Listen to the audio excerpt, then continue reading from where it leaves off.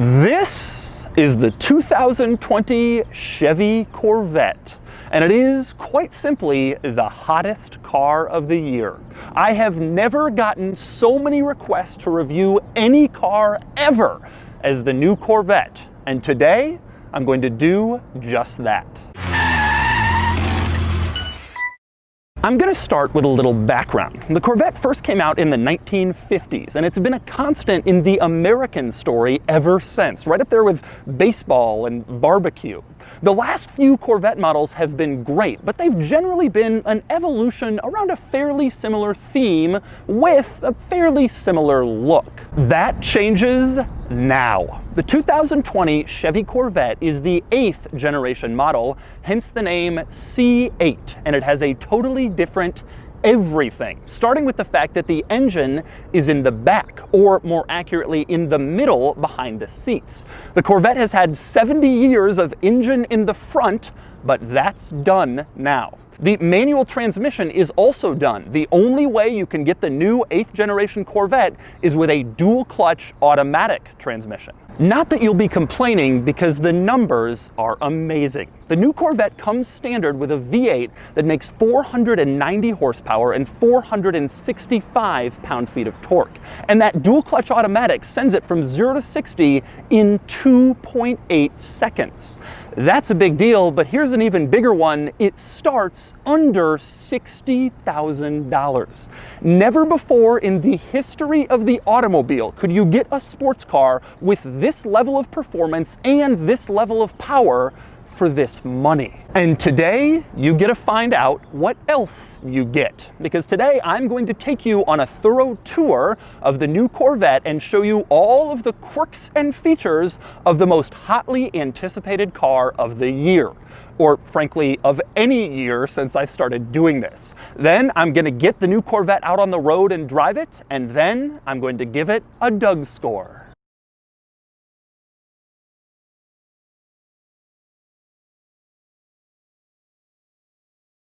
All right, I'm going to start the quirks and features of the C8 with the key, which is actually fairly standard. On the back, you have a Corvette logo, and then you have another Corvette logo sort of on the side. This one is just gray and cool looking. And then you flip it over, and that's where all of your buttons are. You have 6 in total, but the most interesting is the one in the middle, the circle. That would be the remote starter button. You lock the car, press that twice, and it turns on, ready to begin your Corvette experience. And next up, let's talk about what happens when you unlock the car. Some interesting things. The most notable is in the back. Press the unlock button and you can see the turn signals sort of sequentially flash to let you know that the car has acknowledged your unlock. Up front, you also have a similar thing happen. Press the unlock button, the turn signals flash, and then the running lights sort of gradually light up again to let you know that the car is acknowledging your presence. But before I get in the C8, I want to start by getting in the back. There are a few ways to do this. One, you press this little button on the key fob twice, as you can see, and then the back pops open and you can open it up. Or you can come around to the rear of the car. Above the license plate, you have a little rear popper. You press that and the back pops open and you can get in. There's also a button in the interior. But anyway, I'm going to open it up and then you access the rear compartment. Now, as you can see, there are a few interesting items with the rear compartment, starting, of course, with the engine, which is back here, probably the biggest news about the new Corvette. The engine has been moved to the middle for better weight distribution and basically a better sports car driving experience. But anyway, like I mentioned, the engine is a V8, 6.2 liters, and it comes standard with 490 horsepower and 465 pound-feet of torque. Or you can upgrade to the Z51 package, which this car has. It's a performance package that costs $5,000 and adds a few items, one of which is a performance exhaust. That gives you 5 additional horsepower and 5 more pound-feet, bringing your totals up to 495 horses and 470 pound-feet of torque. And the improvements with the Z51 package go beyond just the performance exhaust and a little bit more power. You also get better brakes or better stopping power. You get better suspension for sportier handling. You get better tires, summer performance tires on the Z51 cars like this one, as opposed to all-season tires on other Corvette models. You also get an improved cooling system, which will be helpful on the racetrack when you're doing lots of hot race laps. You get an electronic limited slip differential, which again will help with your steering and handling. And you have a couple of appearance upgrades. The Z51 cars get this front splitter, which gives them a more aggressive look up front. And the C8 with the Z51 gets this rear spoiler, which also enhances the more aggressive look of this car. Now, next up, another interesting item worth noting in this engine bay. This car has the engine appearance package, which gives you two interesting items. One is these LED lights above the engine, so they illuminate your engine and you can look at it and admire it. The engine appearance package also gets you this carbon fiber trim around the engine, which just makes the whole thing look a little bit nicer, a little bit sportier, a little bit better. Now, the other item worth noting back here is that in addition to the engine compartment, this area is also a trunk. As you can see, you open up this rear hatch and you have both contained in one area. Of course, the trunk very separate from the engine to prevent heat problems, but you can get a pretty fair amount of stuff in this trunk. It's surprisingly large, relatively practical, and it's designed to carry the roof. All of the Corvette coupe models actually have a removable Targa top, and it's designed to fit back here in the trunk no problem. Let me show you what I mean. To start the roof removal process, you first have to unlatch it. I'm going to start by unlatching the front latches. You can see very easy to do, just kind of pull them back, and then you move on to the rear latch. This one's a little bit more tricky, but it's still very simple, very easy process to unlatch the top. And from there, once you've unlatched the roof from the inside, it's pretty easy to take it out. Just kind of lift it out of the pins in the back, and it's surprisingly light. You can just lift it up and walk away, and suddenly your Targa roof is off. And from here, you're holding the roof. You want to put it in the trunk. You just bring it around back here. Again, it's pretty light, and it goes into some guides along the bottom. From there, you just push it down, and it latches into place, and then you're good to go. You can close your trunk, your roof is with you, and you can drive around in your open top configuration. Pretty easy. And next up, I want to show you the other interesting items with this rear compartment. One is how you close it. There's a little handle built into the underside of the rear compartment, so you can stick your hand in there. You do so, and then you can just easily pull it closed. The other cool thing is that you don't have to slam the rear compartment to close it because it has a soft close feature. Basically what that means is you can just bring the rear compartment down gently to a position where it seems like it's almost closed, and then the car will electronically do the rest. Take another look at that. It just automatically latches itself, so you don't have to slam it down like you might think you would. That is a pretty cool feature. And next up, we move on to the other trunk, because this car has two. There's one in back, like I just showed you, and there's one up front, because moving the engine out of here gives you more space, and you can use this as a cargo compartment. Now, getting into the front trunk has an interesting quirk. There's a couple of normal ways to do it. There's a button in the interior that'll pop it open, or you can tap this button on the key fob twice, and that will pop it open too, pretty standard. But my favorite way to enter the front trunk is through the hidden trunk popper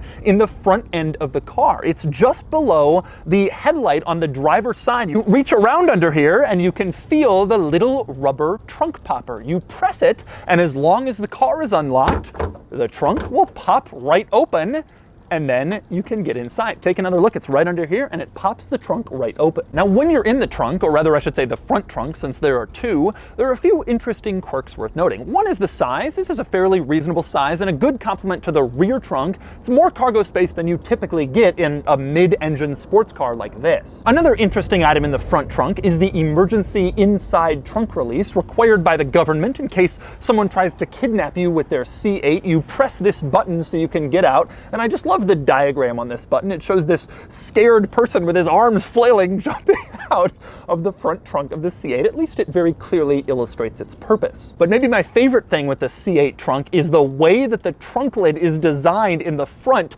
You have this sort of jagged edge front end, almost looks like a puzzle piece how it fits into the bodywork. I love this look. They could have just made it smooth and simple, but instead it almost looks like it has aggressive, angry teeth, even though this is just the trunk lid edge design. It's pretty cool. And since we're on the outside of this car and talking about the look, let's just do it. Let's discuss the styling of the new Corvette.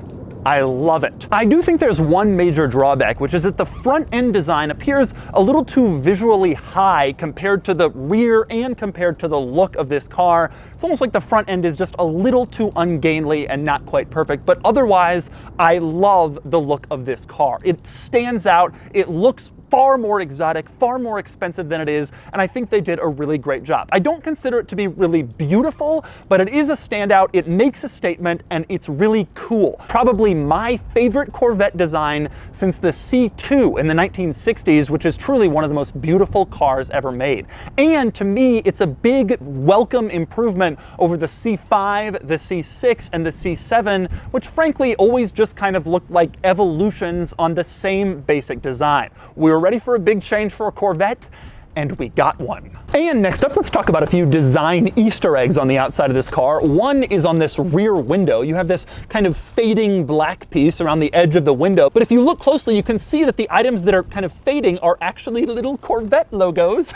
They're all going down the window. I showed you this on the C7 Corvette as well, but the C8 keeps it, and it's a nice little thing. Most people won't notice, but some will, especially if they've seen this video. And next up, if you're like me, you're probably wondering where exactly would a front license plate go? Because most of North America and all of the rest of the world requires a front license plate. Apparently you just pop off this little compartment that says Corvette in the front, pull that off, and then there's a bracket that you can mount on here to put the license plate on. But obviously this car is gonna look a lot better with no front license plate. It's really gonna screw up kind of the visual front styling and design of this car where everything comes to a point. But obviously in some places you have to do it, so that's how you would. And next up, here's another interesting quirk. You can sort of see from your angle, the posts for the mirrors are different lengths. On the driver's side, you can see the mirror post, okay, fine. You go over to the passenger side and the mirror post is actually longer. This is a visibility issue, apparently. If the posts were the same size, then over on the passenger side, the mirror would be too close to the car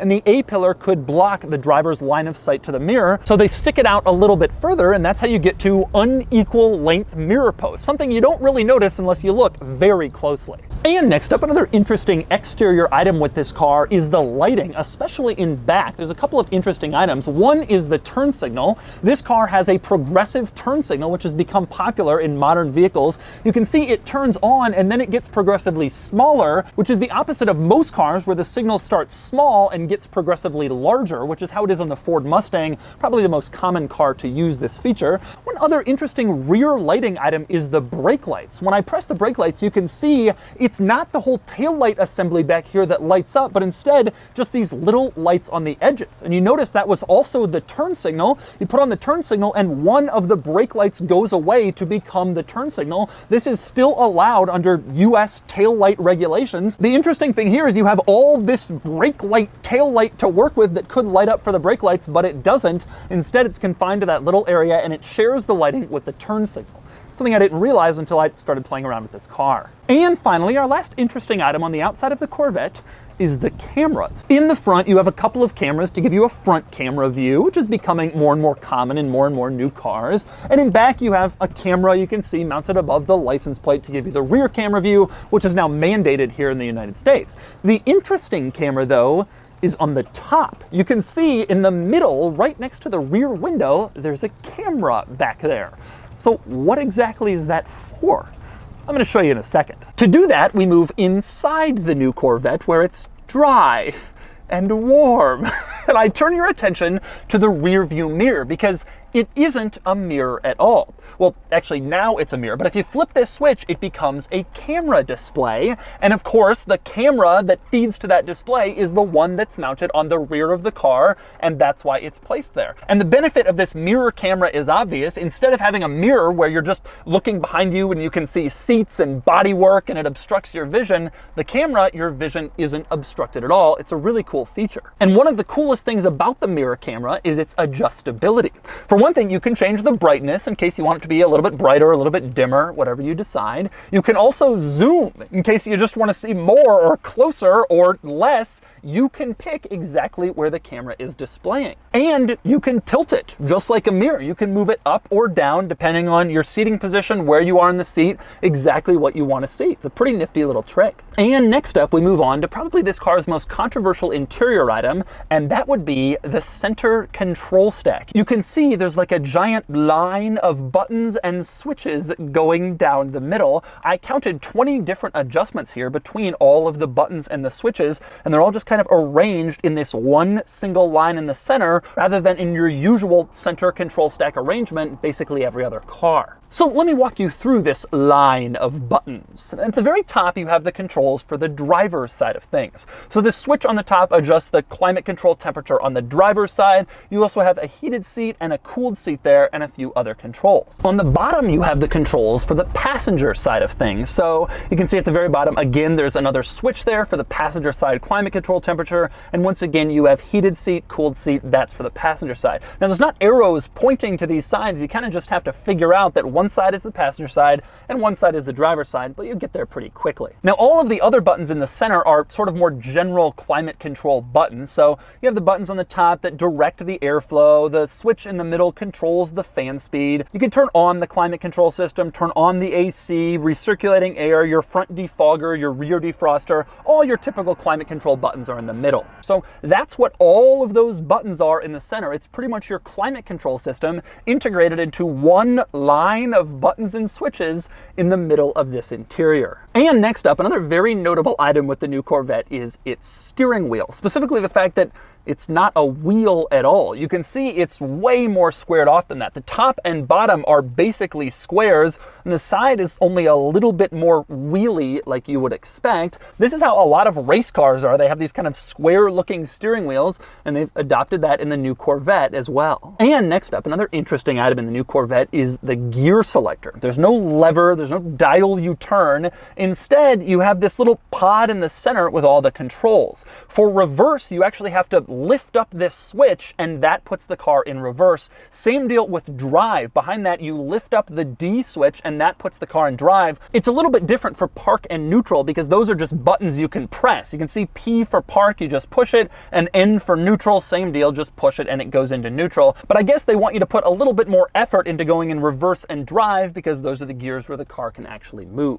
Now, at the base of this pod, you also have one more button with an M on it. That, of course, puts the car in manual mode, and then you can use the shift pedals from there to go through the gears yourself. And next up, some more interesting items in this area. I'm going to start with these three little buttons next to the gear selector. Over on the right, you have a button with a camera marked front. You push that and it pulls up the front camera display on the center infotainment screen. And look at this display. This is so perfect for a low sports car. It shows exactly where your front end is, basically from the top down, so it shows precisely where you are on parking curbs or other obstacles that you might run into. It's a brilliant feature. I wish I had it in my sports car. I love it. And I love how easily accessible it is. You get into it with the push of a button rather than a whole system of menus. And I also feel that way about the next button in this group. You can see the button in the middle here has the front of the car with an arrow. That's the axle lifting system. Check this out. You push that and the front end lifts up almost 2 inches in just 3 seconds. This is the best axle lifting system in the car industry. In a McLaren, you have to go into various different menus and press things, and then you have to wait like 30 seconds for the front end to lift up. It's ridiculous. This car, you're pulling into a driveway with kind of a steep angle. All you do, reach over, tap the button. 3 seconds later, the front end is lifted up so you can clear it. Brilliant feature. And maybe an even cooler feature than the button is the fact that the car can remember locations where it has to raise the axle. So you're going into a gas station you often visit where there's a steep driveway, you can set that in the memory, and then every time you approach that location, the car will raise the axle automatically because it remembers that that's a spot where it has to do that. And the car can store up to 1,000 of these locations. So every problematic driveway in town, you can program into the infotainment system. The car will remember, and the axle lifter will automatically go up when you approach them. Pretty cool. And next up, near those buttons, you have this little stitched piece with the Corvette logo on it. That is a handrest. You're intended to put your hand there while you're using the infotainment system, so you have something to rest on. You don't just have to hold it in the air. Or if you're used to driving a manual transmission car, something with a gear lever and resting your hand on, well, now you have a place to do that. Now you can see on this handrest you have the word mode printed, which gives you a clue as to where you change your drive modes. You don't just press the mode button, instead it's underneath the handrest. There's a little dial, you can twist it and that will adjust your different drive modes. You have a few different options. You have the regular mode, which Chevy calls Tour, or you have Sport mode, which is of course a little bit sportier, or you have Track mode, which is sportier still, or you have a configurable mode called My Mode, where you can configure a few different items like your steering, your suspension, that sort of thing. Normally I wouldn't mention a configurable drive mode as anything interesting because a lot of cars that have different drive modes have that, but the cool thing here is it remembers if you have it in My Mode even after you turn off the car. So if you have the car in your configurable drive mode and then you turn it off, when you go to turn it back on, it remembers that it was in your drive mode and it stays in it, so you don't have to switch over to your drive mode every time you get in and turn it on. Pretty good. And next up, another interesting item about the C8 interior is packaging. This is a fairly small interior with a fairly kind of sculpted driver-facing design, and the roof comes off, so you can't put anything up there. And that means they had to kind of move some stuff around in interesting ways. One example of that is the hazard lights, which are actually mounted on the ceiling next to the rear view mirror. You press that, that's how you get the hazard lights in the new C8. Another good example, the dome lights or reading lights. You can't mount them on the ceiling because it comes off, so instead they've put them kind of on either side of the mirror, sort of jammed in there and hidden, but they're there and they work in place, just kind of squeezed in like some other stuff in here. And next up, here's another good example of some interesting packaging in this car, the cigarette lighter. There's no room in the center control stack area for the cigarette lighter, which is where you'd find it in basically every other car.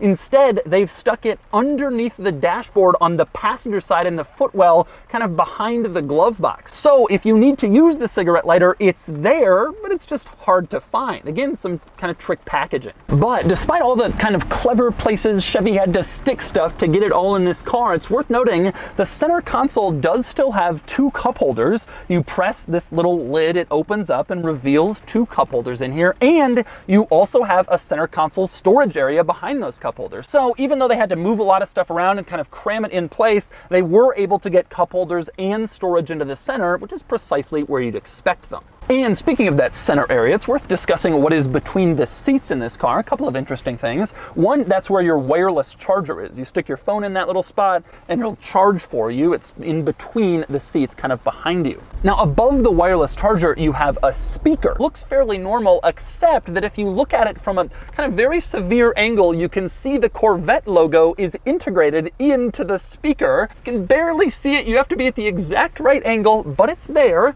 A hidden little interesting Easter egg of the interior. And next up, another notable item in this interior is the climate control vents, which are thin, and I mean really thin. General Motors told me the thinnest climate vents they've ever put in any vehicle. But more interesting than how thin they are is how you adjust them. You have these little switches that you can kind of move around. When you move it all the way to one side, the vent is closed, or you can use the switch to direct airflow. So very thin vents with very minimal controls. Now, in between the climate vents over on the passenger side, you can see there's like a little button there. You push that and that opens up your glove box. So if you're curious how to get in, that's where you have to push. Now, once you're in the glove box, you can see it's fairly standard, just a glove box, nothing weird here, except over on the side, there's an SD card slot. So what exactly is that for? Well, it turns out you use that SD card slot in conjunction with the performance data recorder, which you access through the infotainment system. You go in there and you can turn on a feature that will actually record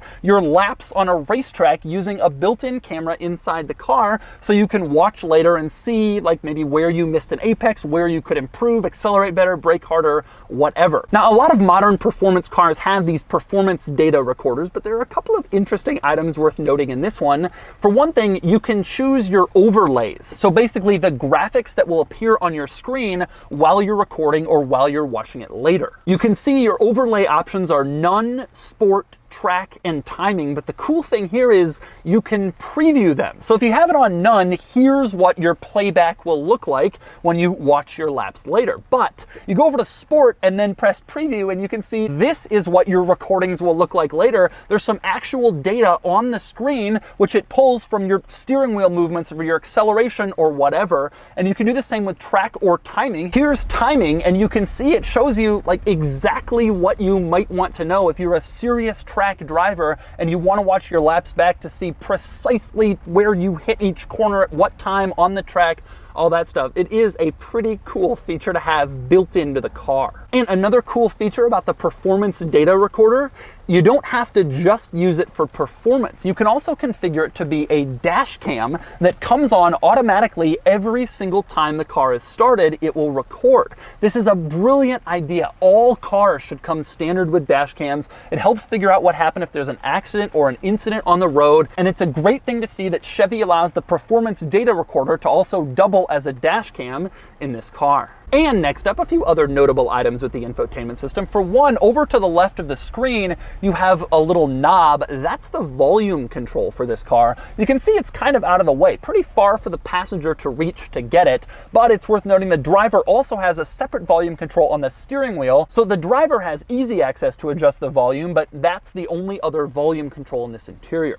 You can see right next to the volume control, there's a physical button with a house on it. That is the home button for the infotainment system. So if you're deep into some menu, you're lost trying to figure your way back out, just press the home button and you can get there. Now, it's worth noting that those are the only two physical buttons for the infotainment system. Everything else is done on the screen, but you always have a group of icons along the bottom that can immediately take you to the usual stuff, like your climate control, your media, your navigation screen, or right to home. Those are always there. So that also makes it pretty easy if you want to navigate around this system. Now, I recently reviewed this infotainment system in the new heavy-duty GMC Sierra, and it's a pretty similar system to that, so I'm not going to go through everything again. But I will say that this is a very responsive system. The moment you tap it, touch it, whatever, it does exactly what you'd expect, just like you'd expect a smartphone to. And it's all very intuitive, very well laid out, very simple. And next up, I want to talk about something interesting called Z mode. You see this little button on the steering wheel to the left of the horn? It says Z on it. You press that, the Z lights up, which is a really cool look, and then you're in Z mode. So you may be wondering, what exactly is Z mode? Well, it's a special driving mode on the cars equipped with the Z51 performance package like this one, and you can configure it in the infotainment system. You go into settings and you can configure how various different parts of the car respond when they're in Z mode. Your steering, your acceleration, your suspension, that sort of thing. Now, one other interesting thing you can configure in Z mode is the brake response. You can configure how grabby your brakes are on a screen in the infotainment system. It's just crazy to me, but you can do it tour, sport, or track, depending on how much brake you want. Now, you might be wondering, what's the difference between Z mode and My mode, your customizable drive mode? Why would you want one and not the other? The thinking is My mode is something you're kind of always in. Whenever you're driving the car, you have that set for when you're commuting or driving around, whatever. Z mode is something you just tap the button on the steering wheel, go into immediately when you find yourself on a fun canyon road or your favorite twisty spot. It's not something you would want to be in all the time. So maybe Z mode is reserved for a little bit more performance. And next up, speaking of the gauge cluster, you can see it's just one big screen, no more analog gauges here, and it has some interesting quirks to it. One is how it changes when you go between drive modes. All right, right now you're in normal mode, or as they call it, tour, and you can see it looks fairly standard. You even have a fuel economy display over on the side. You switch into sport mode and things instantly get sportier, just more aggressive, more red, and it just looks a little angrier, and the fuel economy is replaced by a G meter. But my favorite, you switch into track mode and look at it now. It's completely reconfigured for the stuff that matters the most on the racetrack. You can see over on the side you have all these different performance metrics you might want to see at a moment's notice. That is pretty cool, and it's one of the neat things that a gauge cluster screen screen allows you to do, which is totally reconfigure things depending on what mode you're in. And by the way, one other interesting thing that happens when you change the drive modes, your heads-up display changes too. This car, like a lot of new cars, has a heads-up display which is projected onto the windshield and gives you vital information. You can see it right now in normal mode, pretty standard. Go into sport mode and you can see it's just gotten a little sportier. Now it's giving you some more performance information. Go into track mode and again, sportier still for more pertinent heads-up display information. It's cool that it's not just the gauge cluster that changes, but also the heads-up display. That's a neat touch. And by the way, one other interesting item worth noting in the gauge cluster, if you simply find it to be too much information, too much technology,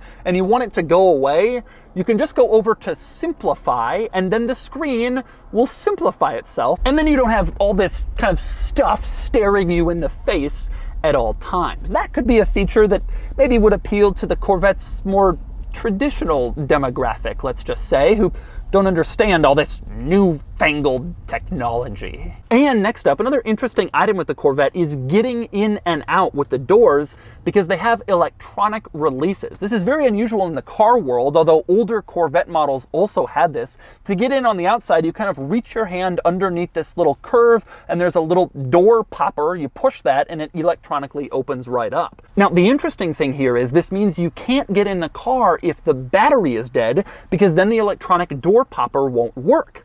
Except Chevy thought of that, and there is a manual release. Check this out. You go into this little vent area by the door, you look up, and you can see there is a keyhole in there. You can then easily detach your key from your key fob, and you have to kind of try to finagle it to fit it in there, but you can do it, twist it, and then the door will open manually, sort of a hidden secondary release for the doors. Now, once you're inside the car, same kind of situation. You don't have a traditional door handle to get out. Instead, you push this button, and that electronically releases the door and you open it up from there. But once again, if the battery dies when you're inside the car somehow, you need a manual release to get out, and you have it. In the footwell on both sides, you have this little lever you can pull in order to manually release the doors in case the battery is dead and your little door popper isn't working. And finally with this car, I want to talk pricing. It has been well covered that this car starts around $60,000, which really is an amazing bargain for the money. But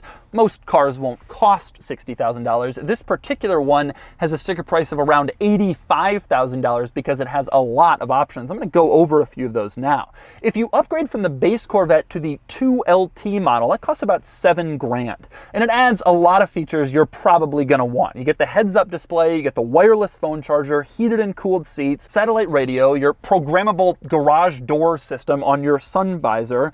You also don't get navigation on the base model, only if you upgrade to the 2LT. Now, if you want to go further, this car has the 3LT trim level, which adds another $5,000. With that, you get these cool seats. They call them the GT2 seats, and they're a little grippier and nicer than your regular seats. And you also just get nicer trim. The 3LT is more aesthetic stuff. You get a better interior, stitching, suede, everything just looks and feels a little bit nicer. Now, adding 2LT and 3LT takes you up to about $72,000, but like I mentioned, this one has an $85,000 sticker price. One reason for that is that this one has the Z51 performance package, which like I mentioned is about $5,000, and then there's some other stuff too. This car has the magnetic ride control suspension, about $1,900. The front axle lifter is extra, that's about $1,500. You tack on a lot of this stuff, and that's how you get to $85,000 for a new Corvette. But when you look at the numbers on paper, it's still a pretty good deal. And so those are the quirks and features of the new 2020 Chevy Corvette, the C8.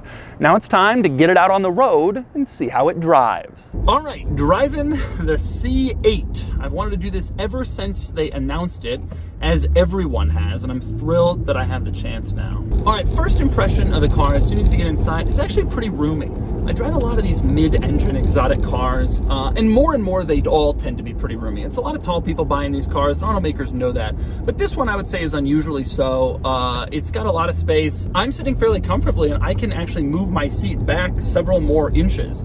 And I'm 6'3", 6'4". So if you're a tall person, you can really feel like you're able to drive this car. Now, the first thing you notice when you start driving is there's really good throttle response. Immediacy Even if you don't have to downshift, even if you're just tapping the throttle, you want to get a little bit more speed, just instant. There's good torque, but more importantly, it's just a quick response. And I think a lot of consumers, even if a car is fast on paper, if they don't feel that when they first tap the throttle, they're going to be disappointed with how it feels. And this car, you don't have to worry about that. It certainly starts to go. One thing you notice right away as you start really driving is the transmission is just so smooth. Everybody's going to these dual clutch transmissions now, but this is clearly one of the smoother ones. I'm in sport mode and you really don't feel gear changes all that much. It doesn't hurt. There's no real smash of the transmission going into the next gear. It's all just really smooth and easy. Of course, the car obviously really quick to accelerate. But to me, I mean, all cars are quick to accelerate now. 0 to 60 in 2.8, 2.9, that's insane. That's an amazing number. But everything in this world is kind of in the low threes or whatever. The amazing thing though, to me, the transmission is just so smooth and so quick. And it's really amazing, especially because this is the new Corvette. We're not in a Huracan. We're not in a 488. This is a Corvette. It's Chevy. And it's only 60 grand, 70, even this one at 80 plus. Now, to me, there are pros and cons of the interior. In terms of quality, I really like it. I was not one of the people who thought that the C7 had that great of an interior. When it came out, everybody was like, this is such an improvement. I always thought it was kind of okay.